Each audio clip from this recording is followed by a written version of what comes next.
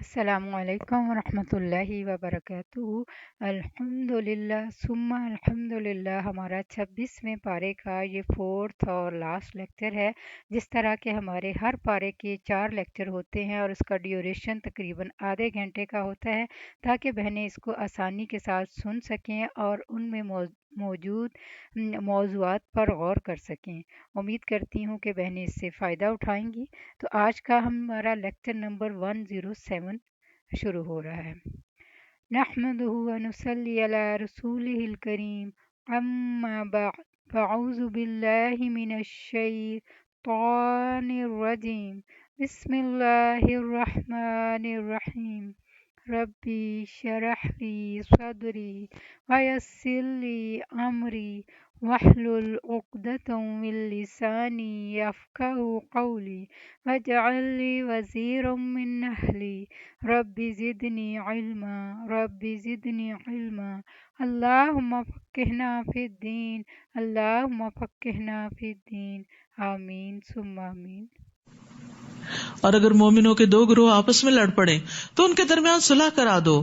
پھر اگر ان میں سے کوئی ایک فریق دوسرے پر زیادتی کرے تو زیادتی کرنے والے سے لڑو، یہاں تک کہ وہ اللہ کے حکم کی طرف لوٹ آئے۔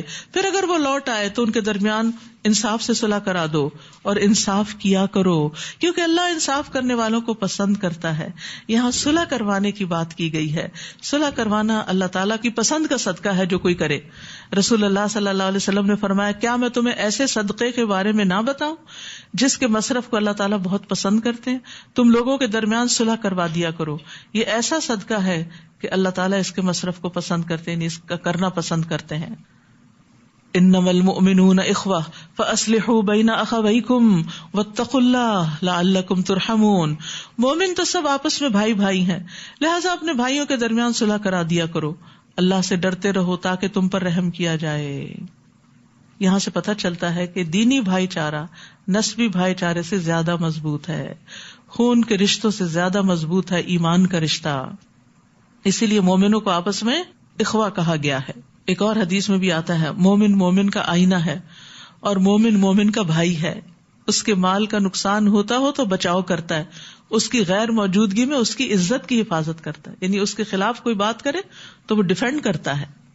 یا ایھا الذین آمنوا لا یسخر قوم من قوم عسى ان یکونوا خیرا منہم ولا نساء من نساء عسى ان یکن خیرا منہن۔ اے ایمان والو، تمہارا کوئی گروہ دوسرے گروہ کا مذاق نہ اڑائے، ہو سکتا ہے وہ مذاق اڑانے والوں سے بہتر ہو یعنی اللہ کی نگاہ میں، اور نہ ہی عورتیں دوسری عورتوں کا مذاق اڑائیں، ہو سکتا ہے کہ وہ ان سے بہتر ہوں۔ اور ایک دوسرے پر تانا زنی نہ کرو اور نہ ہی ایک دوسرے کے برے نام رکھو۔ ایمان لانے کے بعد فسق میں نام پیدا کرنا بہت بری بات ہے، اور جو ان باتوں سے باز نہ آئے وہی ظالم ہے۔ تو عام طور پر لوگ کیوں کسی کا مذاق اڑاتے ہیں؟ بعض اوقات انسیکیور ہوتے ہیں دوسروں سے، تو پہلے سے ہی اٹیک کر دیتے ہیں مذاق اڑا کے۔ پھر اسی طرح بعض اوقات لوگ زندگی میں خود ناکام ہوتے ہیں تو ان کو کسی کو کرٹیسائز یا ریڈیکیول کر کے فائدہ اٹھانا ہوتا ہے۔ اسی طرح لو سیلف اسٹیم ہوتی ہے کچھ لوگوں کی، جس کی وجہ سے وہ ایکسٹریملی جیلس ہوتے ہیں، تو جو بھی کوئی آگے بڑھ رہا ہو وہ ان کا مذاق اڑا کے ان کو لیٹ ڈاؤن کرنے کی کوشش کرتے ہیں۔ کچھ لوگوں کے اندر انفیریورٹی کمپلیکس ہوتا ہے جس کی وجہ سے وہ دوسروں کا مذاق اڑا کے اپنی احساس کمتری کو ذرا سیٹسفائی کرتے ہیں۔ تو یہاں ہمارے دین نے ہمیں اس سے منع کر دیا کہ کوئی بھی reason who, for any reason, کسی کا مذاق نہیں اڑایا جا سکتا۔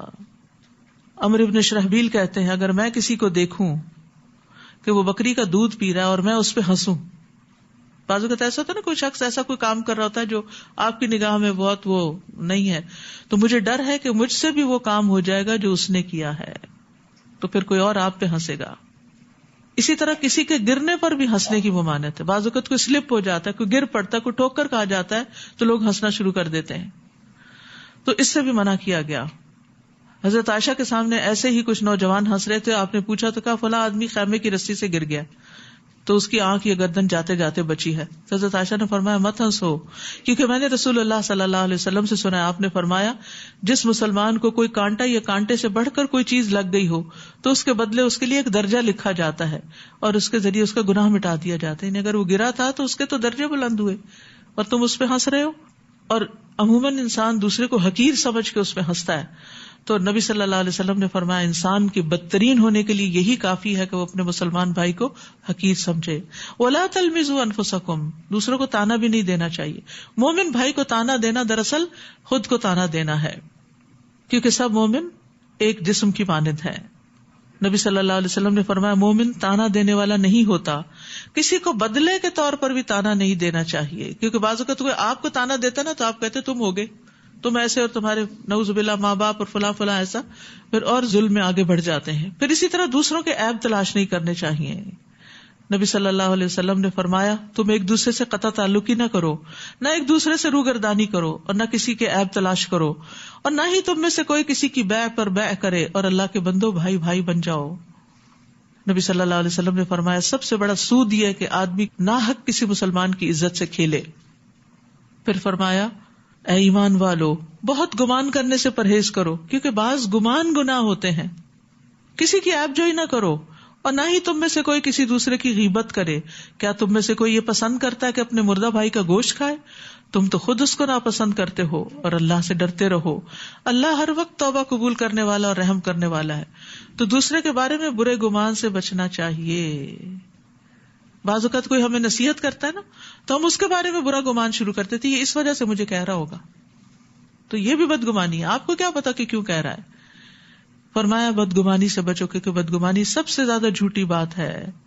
عبداللہ کہتے ہیں جس کی چوری ہو جائے وہ بدگمانی کی وجہ سے چور سے زیادہ گناہگار ہو جاتا ہے. اس نے کی ہوگی، اس نے کی ہوگی، ہر ایک کو مورد الزام ٹھہرا رہا ہوتا ہے. تو اسی لیے ابو عالیہ کہتے ہیں ہمیں حکم دیا گیا کہ خادم کو مہر لگا کے چیز دیں، بند کر کے، پیک کر کے، اسٹیپل کر کے، ناپ کر دیں، گن کر دیں. ان کی عادت اچھی ہو یا نہ، ہم میں سے کسی کو بدگمانی نہ کہ اس نے بیچ میں سے کچھ چرا لیا. اسی طرح تجسس سے منع کیا گیا. نبی صلی اللہ علیہ وسلم نے فرمایا جو شخص دوسروں کی بات سننے کے لیے کان لگائے جو اس کو پسند نہیں، یا اس سے بھاگتے ہیں کہ وہ ان کے سامنے بات نہیں کرنا چاہتے، تو ایسے شخص کے کانوں میں قیامت کے دن پگھلا ہوا سیسا ڈالا جائے گا. پھر اسی طرح کوئی کسی کی غیبت نہ کرے. غیبت کیا ہے؟ کسی کی پیٹھ پیچھے اس کی برائی کرنا. اور غیبت کرنا کیا ہے؟ کہ ایسی بات کرنا جس کو وہ ناپسند کرے، چاہے اس کے دین میں ہو، اس کے جسم میں ہو یا دنیا میں ہو، اس کے نفس میں، اس کی بناوٹ میں، اس کے اخلاق میں، اس کے مال میں، اس کی اولاد میں، اس کے والدین، اس کی بیوی، اس کے خادم میں، یا اس کے کپڑوں میں، یا اس کی مسکراہٹ میں، یا اس کے کسی گناہ میں، اس کے غصے میں یا خوشی میں. ان سب چیزوں کے بارے میں نیگیٹو بات کرنا کسی کے عدم موجودگی میں، یہ سب غیبت میں شمار ہو جاتا ہے. اب مثلا بعض اوقات ہم کہتے ہیں فلاں کے غصے سے تو اللہ کی پناہ، یہ بھی غیبت ہے.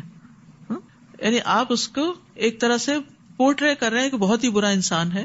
ہو سکتا ہے کہ کسی وقت اچھا بھی کرتا ہو، آپ کو کیا پتا اس کا کیا مقام ہے. پھر اسی طرح غیبت وہی ہے جو عیب کسی کے اندر ہے اسی کا ذکر کرنا، جو عیب ہے نہیں وہ تو پھر بہتان ہو گیا. بے جا تبصرے کرنا. رسول اللہ صلی اللہ علیہ وسلم کے پاس ایک آدمی کا ذکر کیا گیا، جب تک اسے کھلایا نہ جائے کھاتا نہیں، جب تک سوار نہ کرو سوار نہیں ہوتا. نبی صلی اللہ علیہ وسلم فرمایا تم لوگوں نے اس کی غیبت کی. صحابہ نے کہا اللہ کے رسول یہ باتیں تو وہی ہیں جو اس کے اندر ہیں. آپ نے فرمایا یہی تو غیبت ہے کہ تم اپنے بھائی کے اس عیب کا ذکر کرو جو اس کے اندر موجود ہے. اسی طرح کسی کی نقل اتارنا. ایک مرتبہ حضرت عائشہ نے نبی صلی اللہ علیہ وسلم کے سامنے کسی عورت کی نقل اتاری تو آپ صلی اللہ علیہ وسلم نے فرمایا کہ تم نے اس کی غیبت کی ہے، یعنی کسی کی آواز کی یا کسی سٹائل کی. پھر اسی طرح غیبت زبان سے بول کے بھی ہوتی ہے، لکھ کے بھی ہوتی ہے، آنکھ کے اشارے سے، ہاتھ کے اشارے سے، ایموٹیکن سے بھی ہوتی ہے. ٹھیک ہے، یعنی آپ کسی کے جسم کے بارے میں تبصرہ کریں کہ وہ ایسا چندی آنکھوں والا ہے، فلاں تو نمازوں میں بڑی سستی کرتا ہے، فلاں ادب آداب سے خالی ہے، فلاں فاسق ہے، فلاں بد اخلاق ہے، فلاں میلے کچیلے کپڑے پہنتا ہے. تو اسی طرح غیبت نہ کرنی چاہیے نہ ہی سننی چاہیے. ابو قلابہ کہتے جب سے مجھے غیبت کا گناہ پتا چلا ہے میں نے کبھی کسی کی غیبت نہیں کی. میمون کسی کی غیبت کرنے نہیں دیتے تھے، کوئی ان کے پاس کرتا تو اٹھ کے چلے جاتے تھے. عمر بن خطاب کہتے ہیں لوگوں کے بارے میں باتیں کرنے سے بچو کیونکہ یہ ایک بیماری ہے. اللہ کا ذکر کرو کیونکہ اس میں شفا ہے. لوگوں کی باتیں نہ کرو، اس میں کوئی نہ کوئی غیبت ہو جائے گی، لیکن اللہ کا ذکر کرو گے تو تمہارے دل ٹھنڈے رہیں گے. عمر بن عبید سے کہا گیا فلاں آدمی نے آپ کے بارے میں اتنی عیب جوئی کی کہ ہمیں آپ پر رحم آنے لگا. تو انہوں نے کہا اس سے بچو اور اس پر رحم کھاؤ، یعنی اس کو باتیں کرنے کا موقع نہ دو. یا ایھا الناس انا خلقناکم من ذکر و انثی، اے لوگوں ہم نے تمہیں ایک مرد اور ایک عورت سے پیدا کیا اور تمہاری ذاتیں اور قبیلے اس لیے بنائے تاکہ تم ایک دوسرے کو پہچان سکو، ورنہ اللہ کے نزدیک سب سے زیادہ قابل عزت وہی ہے جو تم میں سب سے زیادہ پرہیزگار ہو. یہ اوپر والی ساری اخلاقی برائیوں سے بچتا ہو تو وہ متقی ہوگا. بلا شبہ اللہ سب کچھ جاننے والا اور باخبر ہے. تو یہ ذات پات کے جو قصے ہیں نا اور قبیلوں اور کنبوں کی وجہ سے فخر جتانا یہ بھی ناپسندیدہ ہے. عزت کسی خاص قبیلے یا کلان سے ہونے کی وجہ سے نہیں ہوتی، عزت ہوتی ہے اللہ کے ہاں تقویٰ کی وجہ سے. بدویوں نے کہا ہم ایمان لے آئے. آپ ان سے کہیے تم ایمان نہیں لائے بلکہ یوں کہو کہ ہم مسلمان ہو گئے، اور ابھی تک ایمان تو تمہارے دلوں میں داخل ہی نہیں ہوا. اور اگر تم اللہ اور اس کے رسول کی اطاعت کرو تو اللہ تمہارے اعمال سے کچھ بھی کمی نہیں کرے گا. اللہ یقیناً بخشنے والا اور رحم کرنے والا ہے. حقیقی مومن تو وہ لوگ ہیں جو اللہ اور اس کے رسول پر ایمان لائے، پھر شک میں نہیں پڑے اور اپنے مالوں اور جانوں سے اللہ کی راہ میں جہاد کیا، یہی سچے مسلمان ہیں. آپ ان بدویوں سے کہیے کیا تم اللہ کو اپنی دینداری جتلاتے ہو، حالانکہ اللہ آسمانوں اور زمین کی ہر چیز کو جانتا ہے اور وہ ہر چیز کو خوب جاننے والا ہے. وہ آپ پر احسان جتاتے ہیں کہ وہ اسلام لائے. آپ ان سے کہیے اپنے اسلام کا مجھ پہ احسان مت جتاؤ، بلکہ اللہ نے تم پر احسان کیا کہ تمہیں ایمان کی ہدایت دے دی، اگر فی الواقع تم اپنی بات میں سچے ہو. ان اللہ یعلم غیب السماوات والارض واللہ بصیر بما تعملون. اللہ آسمانوں اور زمین کی سب پوشیدہ چیزوں کو جانتا ہے اور جو کچھ تم کر رہے ہو اللہ اس کو دیکھ رہا ہے. سورۃ قاف. نبی صلی اللہ علیہ وسلم اس کو فجر کی نماز میں پڑھا کرتے تھے، جمعے کے خطبے میں اس کی قرات کرتے تھے، عید کی نماز میں اس کی قرات کرتے تھے. اس سے آپ اس سورت کی اہمیت کا اندازہ لگا سکتے ہیں. قاف والقرآن المجید. قاف قسم ہے اس قرآن کی جو بڑی شان والا ہے. بلکہ یہ لوگ اس بات پر تعجب کرتے ہیں کہ انہی میں سے ایک ڈرانے والا ان کے پاس آیا. چنانچہ کافروں نے کہا یہ تو بڑی عجیب بات ہے، کیا جب ہم مر جائیں گے اور مٹی بن جائیں گے تو پھر دوبارہ اٹھائے جائیں گے؟ یہ واپسی تو عقل سے بعید ہے. ہم جانتے ہیں کہ زمین ان کے مردہ اجسام میں کیا کچھ کمی کرتی ہے، اور ہمارے پاس ایک کتاب ہے جس میں سب کچھ محفوظ ہے. بلکہ جب حق ان کے پاس آیا تو انہوں نے اسے جھٹلا دیا. چنانچہ یہ لوگ ایک الجھی ہوئی بات میں پڑ گئے. یعنی جب انسان حق کو چھوڑ دیتا ہے تو کنفیوژن کا شکار ہوتا ہے اور اس کا دین اس پہ خلط ملط ہو جاتا ہے، اس کے معاملات کنفیوز ہو جاتے ہیں. اس لیے ایمان بڑا ضروری، اعتماد بڑا ضروری ہے کہ اللہ اور اس کے رسول نے جو فرمایا سچ فرمایا ہے. اب مجھے اس کو سمجھنے کی کوشش کرنا، نہ کہ ان کے اوپر کوئی الزام دھرنا ہے. کیا انہوں نے اپنے اوپر آسمان کی طرف نہیں دیکھا کہ ہم نے کس طرح سے اسے بنایا اور آراستہ کیا اور اس میں کوئی شگاف بھی نہیں، اور زمین کو ہم نے پھیلا دیا اور اس میں مضبوط پہاڑ رکھ دیے اور اس میں ہر طرح کی پربہار چیزیں اگائیں. ان چیزوں میں ہر رجوع کرنے والے بندے کے لیے بصیرت اور سبق حاصل کرنے کا سامان ہے. اور ہم نے آسمان سے برکت والا پانی نازل کیا جس سے ہم نے باغ اگائے اور اناج بھی جو کاٹا جاتا ہے. تو اس لیے کبھی چند قطرے اوپر پڑ جائیں بارش کے تو پریشان نہ ہوا کرے، خوش ہوا کرے، اللہ یہ کہ بہت ٹھنڈ ہو، کیونکہ اللہ نے اس پانی کو بابرکت کہا نا، تو یہ بیماریوں کا علاج بھی ہو سکتا ہے.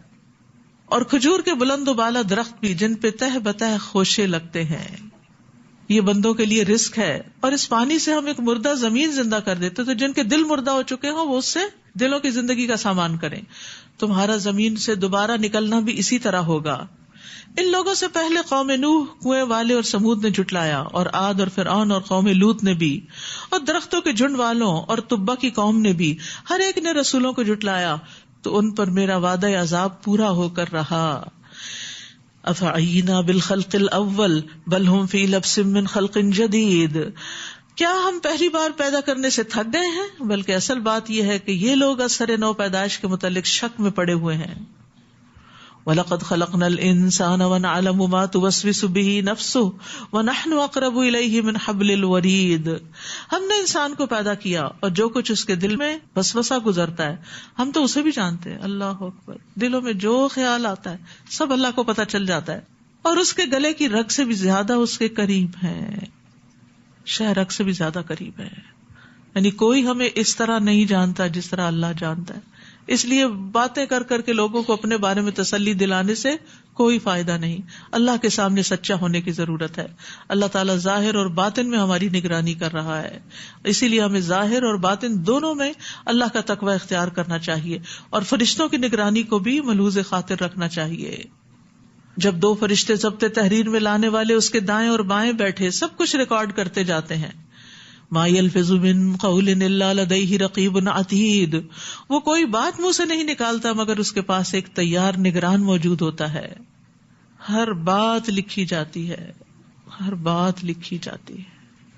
وجاءت سکرۃ الموت بالحق ذلک ما کنت منہ تحید، اور یہ حقیقت کھولنے کے لیے موت کی بے ہوشی آ پہنچی. یہی وہ بات ہے جسے تو اے انسان گریز کرتا رہا. انسان موت کے بارے میں سوچنا نہیں چاہتا، اور موت سے کوئی بچنے والا نہیں. ہم جتنا مرضی اس سے بھاگ لیں. قل ان الموت الذی تفرون منہ فانہ ملاقیکم، جس موت سے تم بھاگتے ہو وہ یقیناً تم سے ملنے والی ہے. لیکن یاد رکھیے موت کی اپنی تکلیفیں بھی ہیں، اس لیے خاص دعا کرنی چاہیے کہ اللہ تعالیٰ ہمیں ان سے محفوظ رکھے. وَنُفِخَ فِي الصُّورِ ذَلِكَ يَوْمُ الْوَعِيدِ، پھر جب سور پھونکا جائے گا تو اس سے کہا جائے گا یہی عذاب کے وعدے کا دن ہے.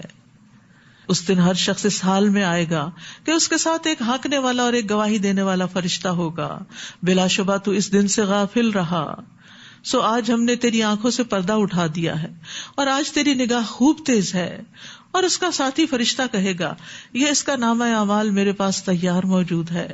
سائق اور شہید دونوں فرشتوں کو حکم ہوگا کہ ہر سرکش کافر کو جہنم میں پھینک دو جو مال میں بخل کرنے والا، حد سے بڑھنے والا اور شک میں پڑا ہوا تھا، جس نے اللہ کے علاوہ کوئی اور الہ بھی بنا رکھا تھا، لہٰذا اسے سخت عذاب میں پھینک دو. اب آپ دیکھیے شرک اور شک کے علاوہ حد سے بڑھنا اور مال میں بخل کرنا، یہ سب چیزیں جہنم میں لے جانے والی ہیں. اللہ ہمیں ان سے بچائے. اور اس کا ساتھی عرض کرے گا ہمارے رب، میں نے اسے سرکش نہیں بنایا تھا بلکہ یہ خود دور تک گمراہی میں پڑا ہوا تھا. اللہ تعالیٰ فرمائے گا میرے ہاں جھگڑا مت کرو، میں تمہیں پہلے ہی اس وعید کی خبر دے چکا تھا. میرے ہاں بات بدلی نہیں جا سکتی اور میں اپنے بندوں کے لیے ظالم بھی نہیں. یوم نقول لجہنم هل امتلأت وتقول هل من مزید، اس دن ہم جہنم سے پوچھیں گے کیا تو بھر گئی؟ وہ کہے گی کیا کچھ اور بھی ہے. استغفر اللہ، استغفر اللہ. یعنی اس کثرت سے لوگوں کو اس میں پھینکا جائے گا. اللہ ہمیں اس سے بچا لے. اور جنت کو پرہیزگاروں کے قریب کر دیا جائے گا، وہ کچھ دور نہ ہوگی. کہا جائے گا یہ ہے جس کا تم سے وعدہ کیا جاتا تھا، ہر رجوع کرنے والے اور حفاظت کرنے والے کے لیے ہے. اواب حفیظ، اواب کہتے ہیں اس شخص کو جو نافرمانیاں چھوڑ کے اللہ کی طرف رجوع کر لے، جو گناہ میں پڑ جاتا ہے لیکن پھر وہ واپس آ جاتا ہے. رجع کا مطلب ہوتا ہے لوٹ آنا. اور اواب ابن عباس کہتے ہیں وہ ہے جو تسبیح پڑھتا ہے. یہ اللہ کے اس قول سے لیا گیا ہے یا جبال اوبی معہ والطیر، اے پہاڑوں اس کے ساتھ تسبیح کو دہراؤ اور پرندے بھی. اسی طرح کہا گیا کہ اواب وہ ہے جو تنہائیوں میں اللہ تعالیٰ کا ذکر کرنے والا، اکیلے میں اللہ کو یاد کرے اور پھر اپنے گناہوں کو یاد کر کے اللہ سے توبہ استغفار کرے. عبید کہتے ہیں اواب وہ بندہ ہے جو جب کسی مجلس میں بیٹھتا ہے تو اس میں اللہ سے استغفار کرتا رہتا ہے. اسی طرح اواب وہ ہے جو مجلس سے اٹھتے ہوئے کہتا ہے سبحان اللہ و بحمدہ اللہم انی استغفرک مما اصبت فی مجلسی ھذا، یا وہ خاتمہ مجلس کی دعا ہے جو پاک ہے اللہ اپنی حمد کے ساتھ ہے اللہ میں تجھ سے اپنے ان گناہوں کی معافی مانگتا ہوں جو میں نے اپنی اس مجلس میں کیے. اور اواب سے اوابین کی نماز بھی ہے. رسول اللہ صلی اللہ علیہ وسلم نے فرمایا اواب کے سوا کوئی چاشت کی نماز کی حفاظت نہیں کرتا، اور یہ اوابین کی نماز ہے. یعنی 4 رکعت سورج نکلنے کے 15 منٹ بعد سے لے کر سورج ڈھلنے کے 15 منٹ پہلے تک اگر آپ نماز پڑھتے ہیں، اول میں پڑھے تو اشراق کہلاتی ہے، دھوپ نکلنے پر تیز ہونے پہ پڑھے تو چاشت کہلاتی ہے. صلاۃ الضحیٰ بھی اس کو کہتے ہیں. تو جو اوابین ہوتے ہیں وہ اس نماز صلاۃ الاوابین کی ہی حفاظت کرتے ہیں. من خشی الرحمن بالغیب وجاء بقلب منیب، جو رحمان سے بن دیکھے ڈرتا رہا اور رجوع کرنے والا دل لے کر حاضر ہوا، ان سے کہا جائے گا ادخلوها بسلام ذالک یوم الخلود، اس میں سلامتی کے ساتھ داخل ہو جاؤ، یہی ہمیشہ رہنے کا دن ہے، ہمیشہ کا گھر ہے، ہمیشہ کی زندگی ہے. لہم ما یشاءون فیہا ولدینا مزید، وہاں جو کچھ وہ چاہیں گے انہیں ملے گا اور ہمارے پاس اس سے بھی زیادہ ان کے لیے موجود ہے، وہ اللہ کا دیدار. اور ہم ان سے پہلے کتنی ہی قومیں ہلاک کر چکے ہیں جو ان سے زیادہ طاقتور تھی. جب عذاب آیا تو انہوں نے ملک کا کونا کونا چھان مارا کہ انہیں کہیں پناہ کی جگہ مل سکے، لیکن کہیں نہ ملی. اس میں ہر اس شخص کے لیے عبرت ہے جو دل رکھتا ہو یا حاضر دل کے ساتھ متوجہ ہو کر بات سنے. کیا بات کہ جب اللہ کا عذاب آتا ہے تو کوئی بچا نہیں سکتا، کہیں انسان پناہ نہیں لے سکتا. اور ایک اور بات یہ پتہ چلتی ہے کہ نصیحت اس کو فائدہ دیتی ہے جو دل لگا کے بات سنتا ہے، جو کان لگا کے بات سنتا ہے، اور جو حاضر دماغ ہوتا ہے. لمن کان لہ قلب او القى السمع وهو شہید. ہم نے آسمان و زمین اور جو کچھ ان کے درمیان ہے سب چیزوں کو 6 دن میں پیدا کیا اور ہمیں تھکاوٹ محسوس تک نہ ہوئی. فاصبر علی ما یقولون وسبح بحمد ربک قبل طلوع الشمس وقبل الغروب. پس اے نبی صلی اللہ علیہ وسلم جو کچھ یہ کہہ رہے ہیں اس پر صبر کیجئے اور اپنے رب کی حمد کے ساتھ سورج طلوع ہونے سے پہلے اور سورج غروب ہونے سے پہلے تسبیح کیجئے. یہ قرآن کا حکم بھی ہے، نبی صلی اللہ علیہ وسلم نے بھی اس کی تاکید کی ہے. اور یہ 2 اوقات تسبیح کے ہیں، جو ان میں تسبیح کر لیتا ہے وہ اس دن سب سے زیادہ افضل اعمال لے کر آتا ہے، الا یہ کہ کسی اور نے بھی اس جیسی تسبیح کی ہو. تو تسبیحات کی فضیلت آپ کو بار بار بتائی جاتی رہی ہے. اللہ کے محبوب ترین کلمے ہیں، ایک بار تسبیح پڑھنے سے زمین آسمان بھر جاتا ہے اور نیکیاں ملتی ہیں. دن میں 100 مرتبہ سبحان اللہ کہنے سے 1000 نیکیاں ملتی ہیں، 1000 گناہ مٹتے ہیں. پھر اسی طرح جس نے سورج طلوع ہونے اور غروب ہونے سے پہلے سبحان اللہ 100 بار کہا تو یہ 100 اونٹوں سے بہتر ہے اس کے لیے. یقین کریں کہ 2 منٹ سے زیادہ شاید آپ کے نہ لگے. سبحان اللہ سبحان اللہ سبحان اللہ 100 دفعہ. چھوٹا عمل ہے، بہت بڑی جزا ہے، لیکن ہم اس وقت کاموں میں، باتوں میں، سوشلائزنگ میں اتنے مصروف ہوتے ہیں. اب جیسے مسجدوں میں افطاریاں ہو رہی ہوتی ہیں کہ افطار سے پہلے کیا ہو رہا ہوتا ہے؟ وہ ذکر اور تسبیح کا وقت ہے. ٹھیک ہے کچھ لوگ سرو کرنے کے لیے ارینجمنٹس کر رہے ہوتے ہیں، تھوڑا سا ارینجمنٹس کو اور پہلے کر لیں. آخری چند گھڑیاں جو ہیں وہ ٹوٹلی سب مل کے بیٹھ کے سکینت کے ساتھ اللہ کے ذکر میں گزاریں، کیونکہ یہ کمائی کے دن ہے. یعنی اگر 10 منٹ پہلے کام شروع کر لیں گے تو 10 منٹ پہلے فارغ بھی تو ہو جائیں گے نا. تو 10 منٹ ہی دے دیں اور اس وقت اللہ کا ذکر اور تسبیح اور دعائیں کریں. وَمِنَ اللَّيْلِ فَسَبِّحْهُ وَأَدْبَارَ السُّجُودِ. اور رات کو اور سجدے کے بعد بھی اس کی تسبیح کیجیے، یعنی نماز کے بعد بھی تسبیح کیجیے. یہ جو نماز کے بعد کی تسبیح کا فائدہ ہے بہت زبردست. یہ طریق الی الجنہ کے کارڈ میں دیا گیا ہے کہ جنت میں لے جانے والے اعمال میں سے ایک ہے کہ 33 دفعہ سبحان اللہ اور 33 دفعہ الحمدللہ، 34 دفعہ اللہ اکبر کہہ کے لا الہ الا اللہ وحدہ لا شریک لہ پڑھے تو یعنی کتنا زیادہ اجر و ثواب کا باعث ہے. پوری حدیث لکھی ہوئی وہاں سے دیکھ لیجیے. یوم یسمعون الصیحۃ بالحق ذلک یوم الخروج. اور توجہ سے سنیے، جس دن پکارنے والا قریب سے ہی پکارے گا وہ سب لوگ اس زوردار آواز کو ٹھیک ٹھیک سن لیں گے. یعنی سور کی آواز کسی سے چھپی نہیں رہ جائے گی. یہ الارم نہیں ہے کہ جس کو آج آپ نے سنا نہیں تو اٹھ نہ پائے. یہی زمین سے دوبارہ نکلنے کا دن ہوگا. بلا شبہ ہم زندہ کرتے ہیں اور ہم ہی مارتے ہیں اور ہماری ہی طرف لوٹ کر آنا ہوگا. جس دن زمین ان پر سے پھٹ جائے گی اور وہ جھٹ پٹ نکل کھڑے ہوں گے. یہ اس طرح جمع کرنا ہمارے لیے بہت آسان ہے. یہ جو کچھ کہہ رہے ہیں ہم اسے خوب جانتے ہیں، آپ ان پر جبر تو نہیں کر سکتے. لہٰذا اس قرآن کے ذریعے ہر اس شخص کو نصیحت کیجیے جو میرے عذاب کے وعدے سے ڈرتا ہے. ہر شخص کو جو عذاب سے ڈرتا ہو نصیحت اس کو فائدہ دے گی. سورۃ الذاریات بسم اللہ الرحمن الرحیم والذاریات ذروا فالحاملات وقرا فالجاریات یسرا. ان ہواؤں کی قسم جو گرد و غبار اڑائے پھرتی ہیں، آندیاں، پھر ان کی جو بادلوں کا بوجھ اٹھانے والی ہیں. سبحان اللہ. کچھ نے ہلکی ڈسٹ اٹھا لی اور کچھ نے بھاری بادل اٹھا لیے، اور پھر ان کی جو آہستہ آہستہ چلتی ہیں خراما خراما. پھر ان کے جو ایک بڑے کام کو تقسیم کرنے والی ہیں، یعنی بارش کو، کیونکہ وہ بادلوں کو اس خاص سمت میں لے جاتی ہیں جہاں بارش برسنی ہو. کہ جس بات کا تم سے وعدہ کیا جاتا ہے وہ سچا ہے اور انصاف کا دن ضرور واقع ہوگا. یعنی جس رب نے یہ ہوائیں بنائی جو تمہیں دکھائی نہیں دیتی لیکن ان کے کام نظر آ رہے ہیں، تو وہی رب قیامت کے دن بھی تمہیں اٹھا لے گا. قیامت کا دن ضرور واقع ہوگا. والسماء ذات الحبک. راستوں والے آسمان کی قسم، تم آخرت کے بارے میں مختلف قسم کی باتیں کرتے ہو.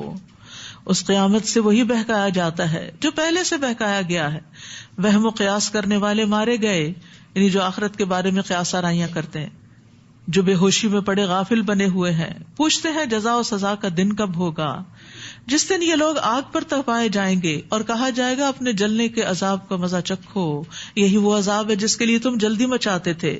ان المتقین فی جنات وعیون آخذین ما آتاہم ربہم انہم کانوا قبل ذلک محسنین. بلا شبہ پرہیزگار اس دن باغوں اور چشموں میں ہوں گے، جو کچھ ان کا رب انہیں دے گا وہ لے رہے ہوں گے.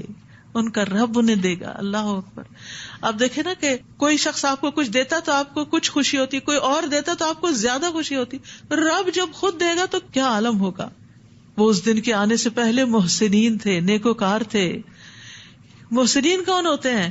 کانوا قلیلا من اللیل ما یہجعون، جو رات کو کم ہی سویا کرتے ہیں. اللہ اکبر. اللہ ہمیں ان لوگوں میں سے بنا لے جن کی راتیں عبادت میں گزرتی ہوں. ہمارے لیے ہماری تھوڑی نیند بھی پوری ہو جائے.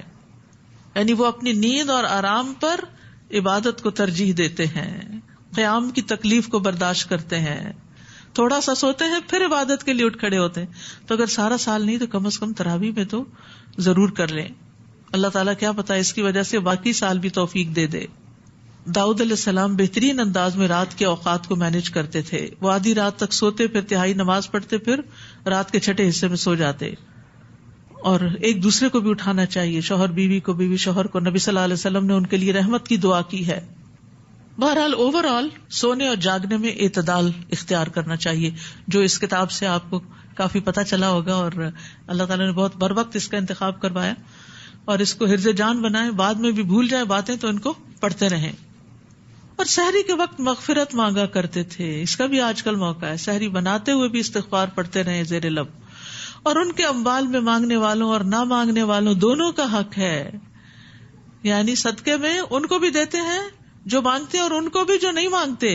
اور یقین کرنے والوں کے لیے زمین میں بہت سی نشانیاں ہیں، اور خود تمہارے اپنے اندر بھی. پھر کیا تم غور سے نہیں دیکھتے؟ اور آسمان میں تمہارا رزق ہے اور وہ کچھ بھی جس کا تم سے وعدہ کیا جاتا ہے. بس آسمان اور زمین کے رب کی قسم، یہ بات ایسے ہی ہے ایک حقیقت جیسے تمہارا بولنا ایک حقیقت ہے. یعنی قیامت کا آنا بھی اتنا ہی سچا ہے، اور پھر رزق بھی مقرر ہو چکا ہے. هل اتاک حدیث ضیف ابراہیم المکرمین. اے نبی صلی اللہ علیہ وسلم، کیا آپ کے پاس ابراہیم کے معزز مہمانوں کی بات بھی پہنچی؟ جب وہ ابراہیم کے پاس آئے اور کہا آپ کو سلام ہے تو انہوں نے سلام کا جواب دیا اور خیال کیا کچھ اجنبی سے لوگ ہیں. پھر وہ چپکے سے اپنے گھر والوں کے پاس گئے اور ایک موٹا تازہ بھنا ہوا بچڑا لے آئے. یہاں یہ چپکے سے کیوں کہا گیا؟ پوچھنے کی نہیں ضرورت اور مہمان کو جتلانے کی بھی ضرورت نہیں اور بتانے کی بھی نہیں. خاموشی سے ہی سروس دیجیے، کیونکہ بعض اوقات مہمان کے سامنے ہی اتنی آوازیں بلند ہونے لگتی ہیں لوگوں کی، یہ لے آؤ وہ لے آؤ، وہ اوور ویلڈ ہو جاتا ہے اور پریشان ہو جاتا ہے اور وہ پھر صحیح سے کھا بھی نہیں سکتا.